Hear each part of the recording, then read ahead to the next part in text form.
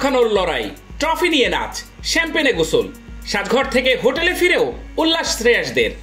মাঠের উল্লাস সাজঘর হয়ে গড়ালো হোটেলে। আইপিএল চ্যাম্পিয়ন হওয়ার পরে প্রথমে সাজঘরে ও তারপর হোটেলে ফিরে উল্লাসে মাতলেন কলকাতা নাইট রাইডার্সের ক্রিকেটাররা। কেক কাটলেন তারা, চলল শ্যাম্পেনে স্নান।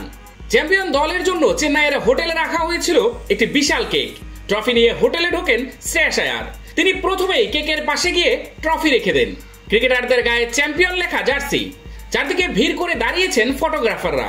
শ্রেয়াস, সুনীল নারিনেরা কেক কাটেন। তারপর কেক মাখানোর লড়াই শুরু হয়। খুবই ঠান্ডা স্বভাবের নারিনকেও দেখা যায় কারো পিছনে ছুটছেন কেক মাখাতে। শ্রেয়াস ট্রফি নিয়ে নাচছিলেন। চারিদিকে কেকেআর চিৎকার শোনা যাচ্ছিল। তারপরেই দেখা গেল সবাইকে শ্যাম্পেনে স্নান করিয়ে দিচ্ছেন শ্রেয়াস। উল্লাস থামছিল না। দলের সব ক্রিকেটার স্মুথ শেভিং এর জন্য শুধুমাত্র কুল, নাথিং এলস, তাতে যোগ দিয়েছিলেন। বোঝা যাচ্ছিল 10 বছরের খরা কাটানোর আনন্দে একটু হলেও খামতি দিতে চাইছে না শ্রেয়াসেরা।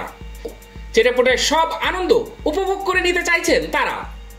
ট্রফি জেতার পরে প্রায় 45 মিনিট ধরে উল্লাস হয় সাজঘরে।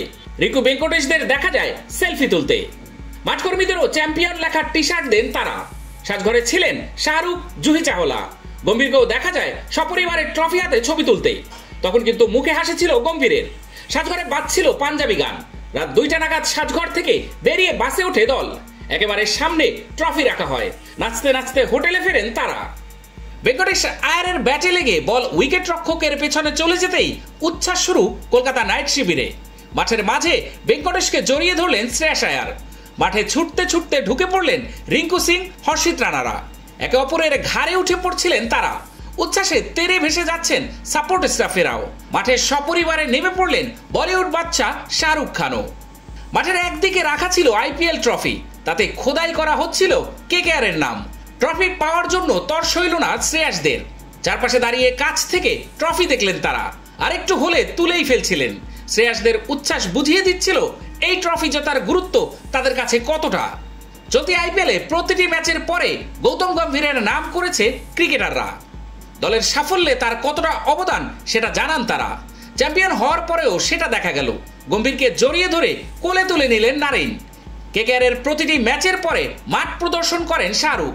এই ম্যাচেও করলেন। সঙ্গে ছিলেন তার স্ত্রী গৌরী খান, ছেলে আরিয়ান, আবরাম ও মেয়ে সুহানা। অনন্যা পান্ডে, সায়না কাপুর, শাহরুখের ম্যানেজার পূজা দাদলানিও ছিলেন সঙ্গে। মাঠ প্রদর্শন করার আগে কেকেআর ক্রিকেটারদের কাছে যান শাহরুখ। সবার সঙ্গে কথা বলেন, জড়িয়ে ধরেন।